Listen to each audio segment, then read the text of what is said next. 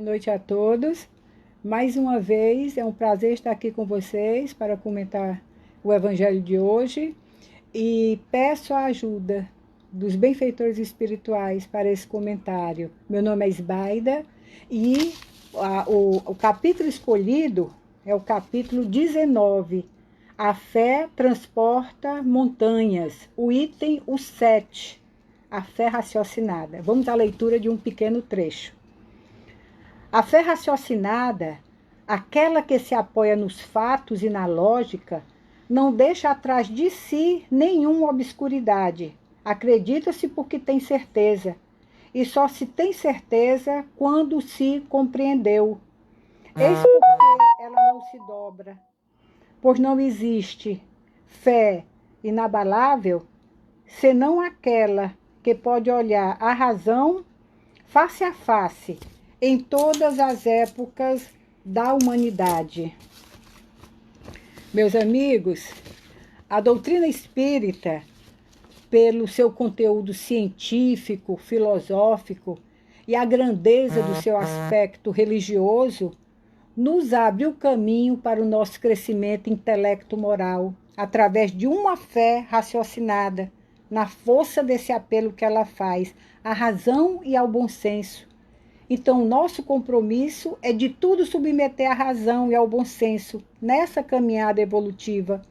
E isso exige desprendimentos, porque todos nós viemos dos mais variados segmentos religiosos e trazemos no nosso psiquismo uma série de crendices, superstições das muitas encarnações que tivemos, com interpretações distorcidas da realidade, que foram fixadas no espírito, repercutindo no futuro.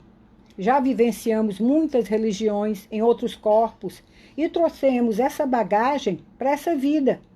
O Espiritismo retirou o véu do que era considerado sobrenatural, trouxe a fé raciocinada para que os erros, as barbaridades cometidas em nome dessa fé desapareçam gradativamente. Precisamos abandonar esses condicionamentos presentes no nosso psiquismo, nos libertar dessas crenças que ainda se refletem muito no nosso dia a dia. E é pelo conhecimento que conseguiremos enxergar essa verdade, que nos libertará dessas visões do passado. Vamos a um exemplo? Na Idade Média.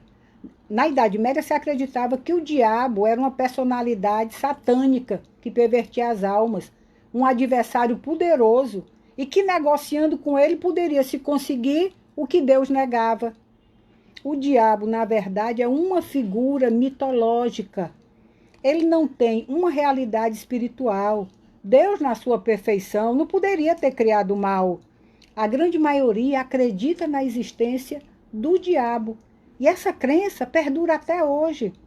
O pesquisador e professor Edin Suede Abu Mansur, do Departamento de Teologia e Ciências da Religião, da PUC, Pontifícia Universidade Católica de São Paulo, esclarece que ao longo da história observa-se o envolvimento, vejam bem, entre os momentos políticos e sociais e as representações do diabo.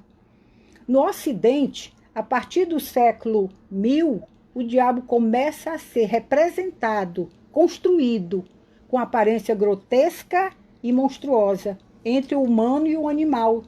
A partir do século XI, ele vai adquirindo características não humanas. Começa a aparecer como um monstro dotado de cauda, orelhas animalescas, patas, chifres, vermelho, pintam ele de vermelho, adquirindo também asas de morcego. Parece óbvio, né? Que ele devesse ser bem feio. E assim ele faz o seu ingresso no mundo cristão. Na Idade Média, essa imagem foi sendo construída aos poucos, dando vazão ao imaginário social do período e usada para atender às necessidades políticas de pôr ordem na sociedade medieval que estava desmoronando. Portanto, essa figura vai emergindo lentamente para ajudar no processo de fortalecimento do poder papal, olha só, e da figura do rei autocrático, aquele rei autoritário, tirânico. A cultura popular era contaminada de superstições e paganismo, cultuavam muitos deuses. Portanto, o contexto da Idade Média foi favorável à criação da imagem de Satanás. As pessoas tinham que temer, e os sermões dos padres visavam ameaçar, amedrontar as pessoas, muitas vezes em excesso, causando pavor. E como foi a construção dessa figura? A assimilação da cultura grega, dos seus deuses, por parte do cristianismo. Trouxe contribuições como chifres, os pés de bode, o rabo, característica de quem? Do deus Pan. Dessa forma, Satanás ganhou muitos adereços, foi sendo construído aos poucos para combater os deuses de outras culturas. Se determinado deus tinha um símbolo de força, símbolo da sua divindade, como no caso de Poseidon, gente, o deus grego dos mares, que tinha um tridente, ele não tem um tridente, a representação dele, colocaram também esse símbolo no diabo, para enfraquecer esse deus. E essa figura foi disseminada pelo mundo. Mas a palavra Satanás, de origem hebraica, significa acusador ou adversário.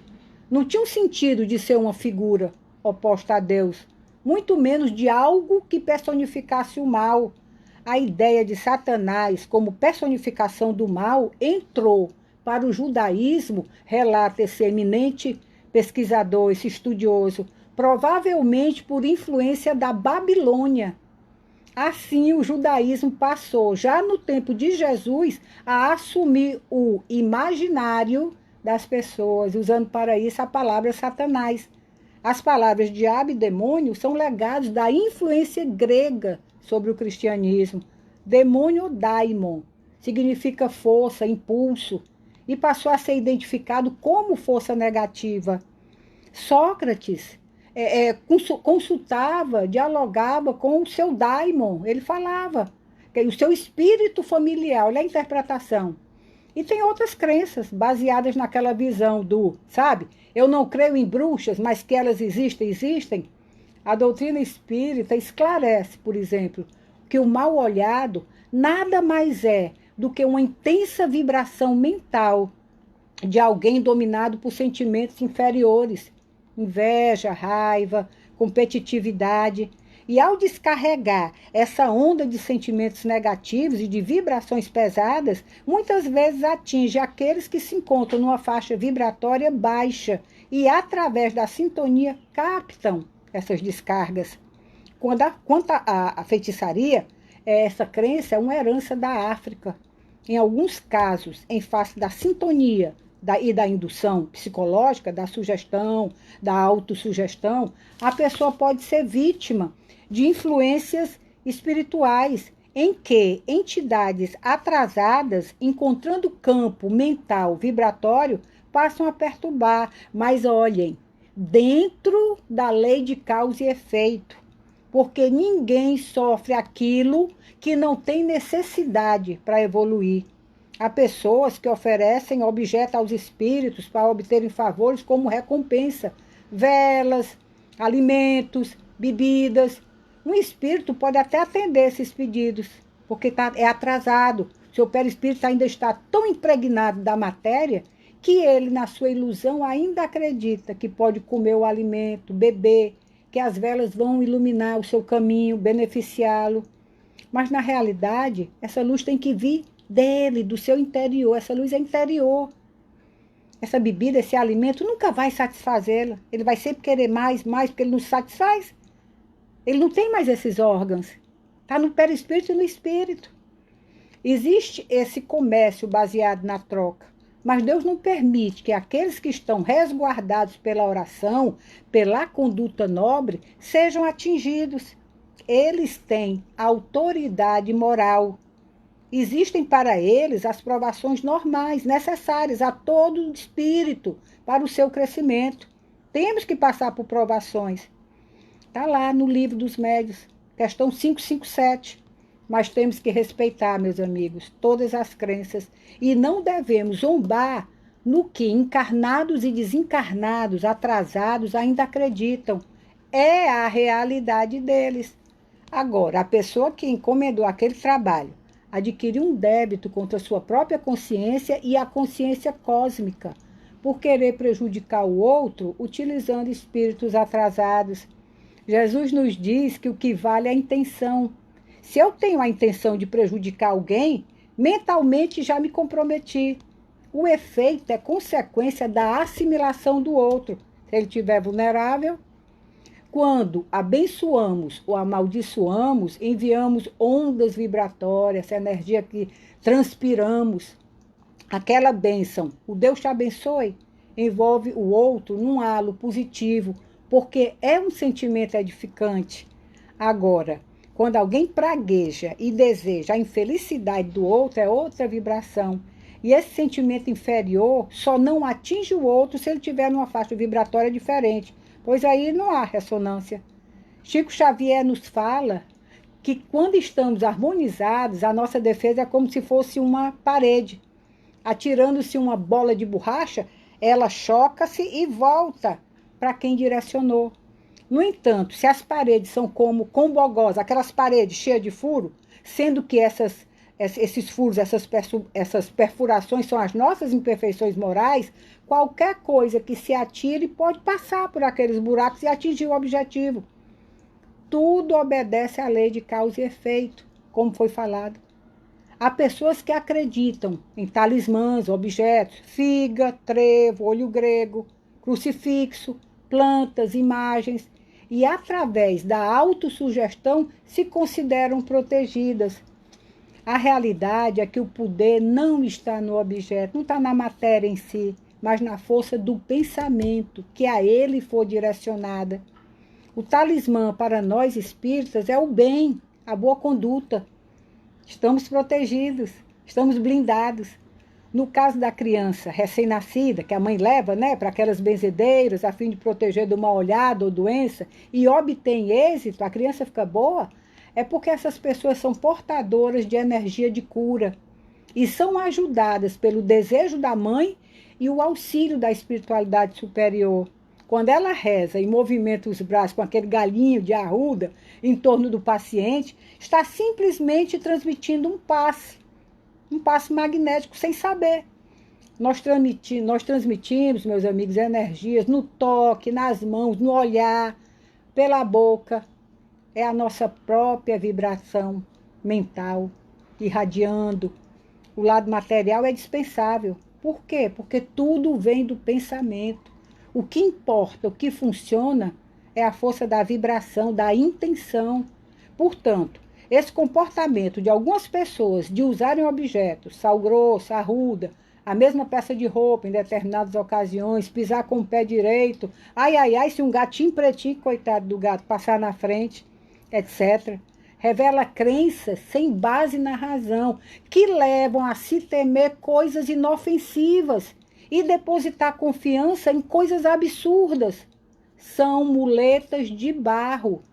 Não é o exterior que fará jus às nossas necessidades, é o nosso coração, os nossos atos internos. Quando começamos a compreender o corpo perispiritual, as comunicações com o plano espiritual, o magnetismo, as afinidades, a sintonia e tantas outras leis que desconhecíamos, entendemos cada vez mais as palavras do Mestre Jesus. Conhecereis a verdade e a verdade vos libertará. Mas ainda vemos espíritas mesmo aconselhando banhos com ervas, banho disso, banho daquilo. Há informações que no cemitério em Paris, o busto de Kardec no ombro está desgastado, das pessoas ficarem friccionando, passando a mão para orar. Apesar dos esclarecimentos, ainda tem a necessidade de tocar na matéria. Se sentem mais seguras e motivadas. Se isso não existe no espiritismo, vem de onde? De condicionamentos renitentes, de outras encarnações fixados no psiquismo. No caso dos banhos, nós temos que dar um banho sim, é verdade, mas é na nossa alma. Um banho de evangelho, de novos comportamentos, de novos sentimentos. No passe, o médium pode dispensar os gestos, a imposição das mãos, porque a força magnética, o seu desejo de ajudar, o seu interesse pessoal, enfim, o seu pensamento é que atrai naturalmente os bons espíritos que vêm auxiliar. Não é a forma, meus amigos, e sim o pensamento que conta. Os espíritos são atraídos pelo pensamento, pelas situações que criamos, positiva ou negativamente. Quando o esclarecimento chega até nós, é hora de nos libertarmos dessa visão materialista. Pessoas que acreditam em Deus, são sinceras, mas só se sentem seguras com um crucifixo, batem 3 vezes na madeira, não passam debaixo de uma escada. De uma escada. Vamos estudar, é só pesquisar. No Antigo Egito, passar embaixo da escada era uma ofensa aos deuses. Já na Europa medieval, por causa dos ataques aos castelos, quem ficasse embaixo da escada para segurar, porque lá em cima eles estavam empurrando, né? Não queriam que subisse para serem invadidos, né? Quem ficasse ali embaixo, que tinha que ficar algum lá, cristão, para poder ele subir, ele era atingido por flechas, água quente, etc. Ninguém queria ficar embaixo da escada. E ainda estamos presos a isso, depois de tanto tempo. Existem aqueles que, quando estão com problemas, sentindo alguma interferência espiritual, vão em busca de ajuda e querem uma receita pronta, sem esforço.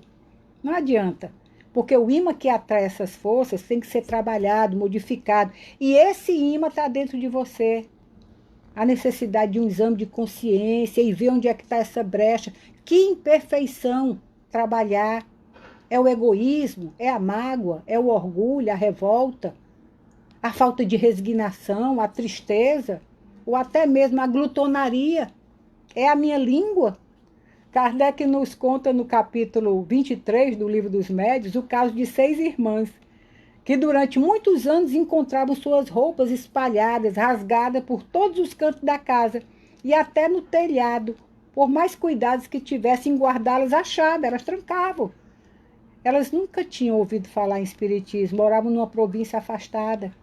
Procuravam pessoas que pudessem ter feito esses atos, mas não acharam. Não tinha como. Evocado o espírito, Kardec foi ajudar. Esse espírito mostrou-se de grande perversidade, inacessível a qualquer sentimento bom. Pela prece feita, ele acalmou-se durante um curto período, mas logo a trégua acabou e recomeçaram as perturbações. Então o espírito superior aconselhou a Kardec que essas irmãs orassem, fizessem o exame nas suas consciências e atentassem para a caridade da língua, pois elas não sabiam conter as suas, gostavam de maldizer o próximo, e o espírito se vingava, pois quando ele era encarnado, foi para elas um burro de carga. O espírito superior fala para Kardec, se elas conseguissem melhorar, seus anjos guardiães se aproximariam, e a simples presença deles bastaria para afastar o mau espírito. Kardec ponderou se poderia suavizar essas palavras, eram 6 senhoras, mas o espírito disse que não, falasse na íntegra o que ele estava dizendo, porque elas achavam que não faziam nenhum mal com a língua, quando o faziam muitíssimo. Kardec tirou dessas palavras do espírito um grande ensinamento, que as imperfeições morais dão abertura para a ação dos obsessores, e que o meio mais seguro de se livrar deles é atrair os bons pela prática do bem. Meus amigos, vou finalizar ressaltando que não há nenhuma intenção de julgamento na linha de reflexão aqui apresentada. São apenas esclarecimentos como um alerta para a nossa necessidade, do nosso descondicionamento, daquela bagagem que não é mais necessária, abrir mão da materialidade. Sabemos que cada um de nós enfrenta desafios para evoluir, e muitos irmãos ainda têm necessidade desse contato com a matéria, para conversar com Deus. Muitos gostam de conversar com Ele, mas só na igreja. Mas o importante é a perseverança nos esforços que cada um está fazendo para largar essas muletas espirituais. Vamos cuidar, arar a terra do nosso coração, dos nossos pensamentos. Fica aqui o nosso convite para o estudo, para o aprendizado, que nos abrirá as portas do conhecimento, e compreenderemos cada vez mais a força do pensamento, as leis divinas e todo esse maravilhoso universo do Evangelho do Cristo, mudando a nossa visão e proceder com a conquista dessa fé inabalável, que pode encarar face a face a razão em todas as épocas da humanidade. Muito obrigado. pela atenção. Paz e bem a todos. Boa noite.